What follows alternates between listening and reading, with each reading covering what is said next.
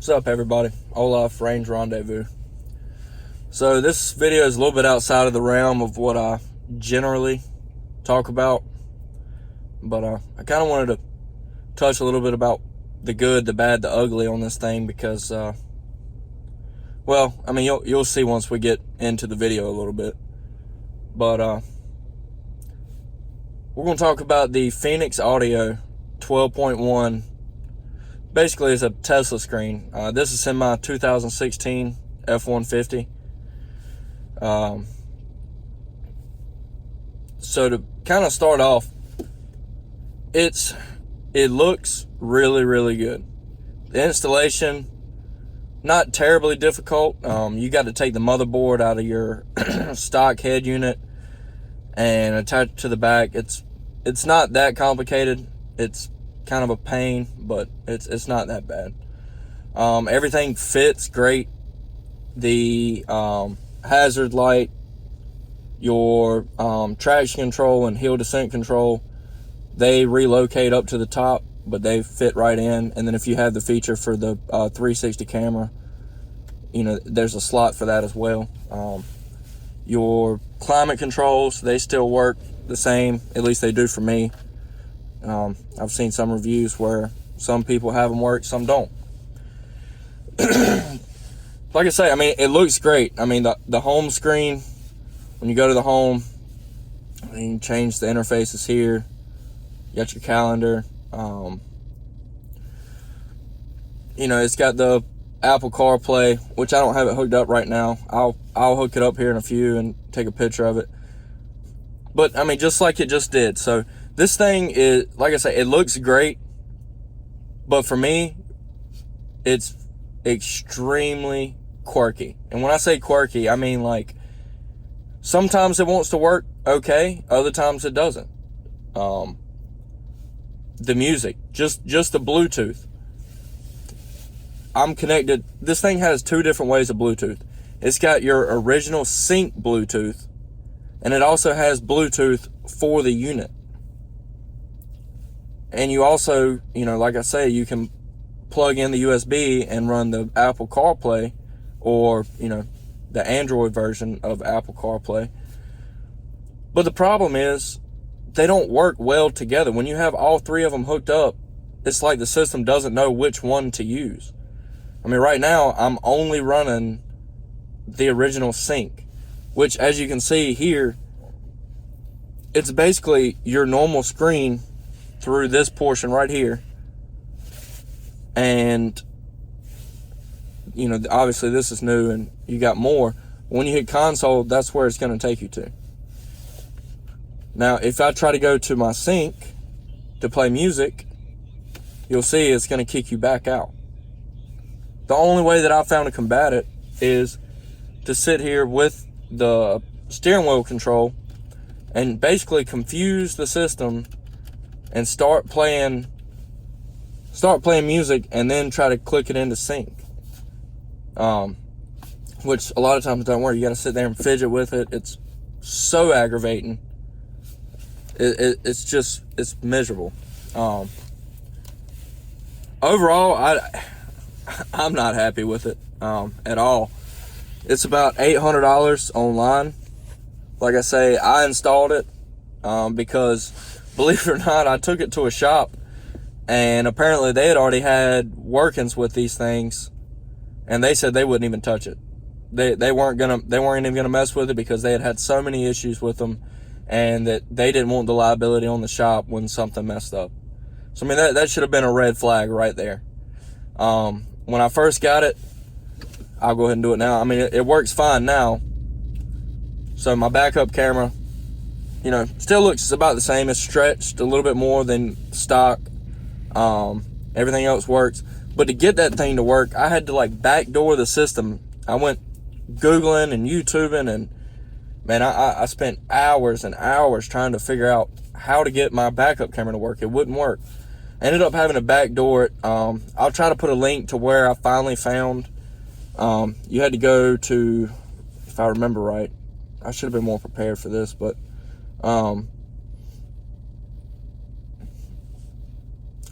you basically, you had to go through the system settings, go to install set right here. When you go to install set, it asks you for a passkey. Well, it doesn't give you a passkey.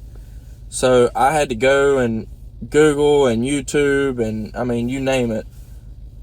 Finally found a code to put in, and it eventually worked. Now the good. The good on this thing, I like the navigation. I like the ability to be able to download apps just like any other, any tablet or anything. You can download just about anything and watch it. What I don't like is that you've got to connect Wi-Fi to it. But I mean, really, what do you expect? I mean, you can't really complain too much about that. I mean, the thing, it's not like it has a SIM card. So, I mean, you do have to connect some sort of Wi-Fi to it if you want to be able to use, the features. If you got a hotspot on your phone, that'll work, but you got to connect it each time. It looks great. Like I say, we're going through the good. It does look good. I like the navigation feature. I like the Apple CarPlay with the navigation, because you get the full screen. But see, I mean, just like right there, I didn't hit any buttons. It's just really, really quirky. And to be so quirky and so faulty, their customer service is absolutely awful. And when I say awful, I mean, I called them just to ask a simple question about trying to get the pin for the back door for the backup camera. And she asked me for my order number. Well, I didn't order it straight from Phoenix Audio. I ordered it from a third party that they distribute to. Well, she said, well, we only honor warranties that are bought straight from us. So their distributors, whoever is a rep for them, if you didn't buy it from Phoenix Audio, they tell you that you have to get the support from whoever you bought it from. Well, whoever you bought it from, maybe they were better than the ones that I bought it from, but they don't know anything about this unit. They just know that they sell them. As far as the inner workings of it, you would think that they would rely on Phoenix Audio. Well, like I say, Phoenix Audio will not help you at all. Like, their customer service is awful. And I really think it's because they get so many calls about how bad of a product this is. Now, when it works, it's really cool. I like it a lot. But 99.9% of the time, it's quirky. It doesn't want to work correctly. And now, once you get it working, like the way that I've found to get my music to work and work okay is to strictly use the USB that's provided with it. That I ran mine up under the steering wheel and out. And then Apple CarPlay will work most of the time. Now, sometimes you do got to sit here and hit the button like I'm doing now and confuse it, and then click over to audio, which I don't have it plugged in right now, so it's not going to go over anyways. But that's the only way that it really works pretty flawlessly. And it's really aggravating having to turn the Bluetooth on my phone completely off, because I have the Tile Pro that I keep on my keys that relies on Bluetooth, and other things that rely on Bluetooth. But if you connect, like I say, so you've got the Bluetooth for this would be for the unit itself, the one that, for the Phoenix Audio unit. And then when you go to your console, that's your sync. So, I mean, if you got Bluetooth connected to both of them, it's like it gets confused. My calls, I mean, they're awful. Everybody says that it sounds like I'm in a tunnel. They give you an external mic. They highly recommend you use it. If you don't use it, nobody can hear you at all. But the mic that they give you, it's like you get your I don't know. It's like the unit's listening to you through the mic here, as well as the external mic, and you just get like a really bad echo. So, I mean, that's just another downfall of many. I mean, I could go all day with the flaws of this thing. I was going to try to talk a little bit about the good, but I mean, honestly, I pretty much covered them. It looks great. When it functions, it is cool. it's nice to be able to have all the external apps and different things. You know, like I say, it's just like any other tablet for the most part. And I mean, you can hook up extra cameras to it, you know, if you got a dash cam or, you know, whatever. So I mean, that's all cool. But I mean, the bad just greatly outweighs the good on this thing. It's, I don't know. Looking back, I wish that I probably would have gone with another unit. Well, I definitely wish I would have gone with another unit. I really wanted to go with the 12.1. I like the way it looks, but the functionality of this one is just terrible, and that's really just the God honest truth of it. It's just not. I don't know. I don't know. It's got some cool features, but like I say, the biggest thing for me is the customer service aspect of it. You get no help whatsoever. You know, the install's not bad. There's plenty of videos out there to watch on the install. It is time consuming. I think it took me about 4 or 5 hours to put it in. But I don't know. I'm not happy with it. And this isn't like a review like, hey, I just put it in this morning and I'm having these problems. I mean, I've had it in here for about a month. I was going to try to see if I could work the flaws out, and, you know, maybe it was just user issues. But I mean, if you go look at the reviews on it everywhere else, it's the same thing. It's just one problem after another. So I mean, if it was me going back, and if you're looking into the same kind of system, I would definitely go with either the Raptor style headlights version or one of the other versions with better reviews, but I would not go with the Phoenix Audio. And that's just my personal preference. But the best thing they did was they added the reset button right here. You can take a toothpick or paper clip or something and stick in there to reset it, because you're going to be doing that a lot, like a whole lot. The screen will freeze on you. Well, I mean, just like right now, I don't even know. I didn't do anything right there. It just kind of turned off. Like, really? That was perfect timing. That's only the second time that thing's done that.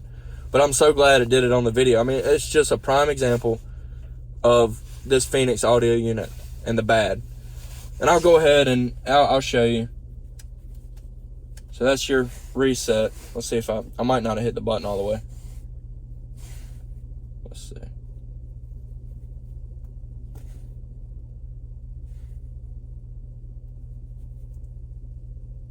Well, I say you can reset it. Now it doesn't even want to reset. That's great.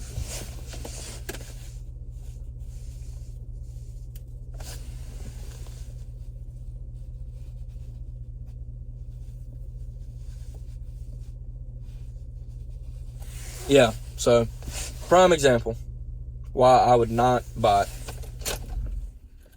or do anything. Let's see if we can. Yeah, see.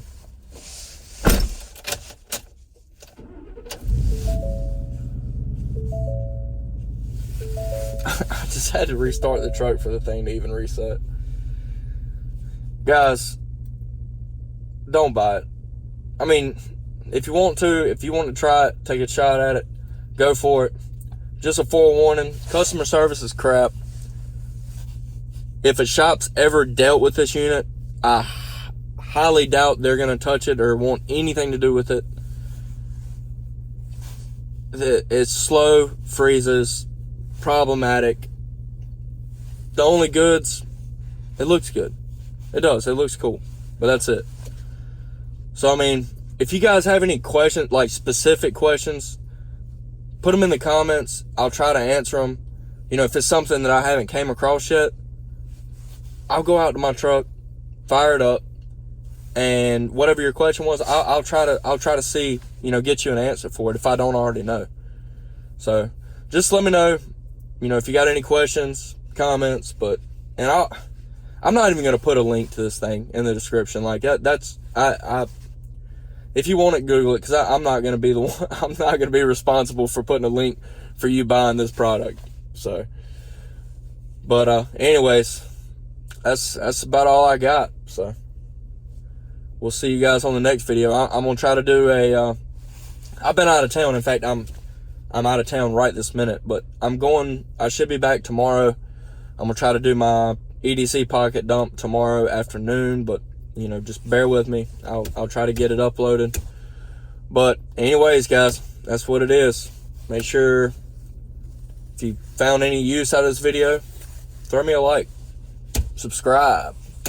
All right, guys, thanks.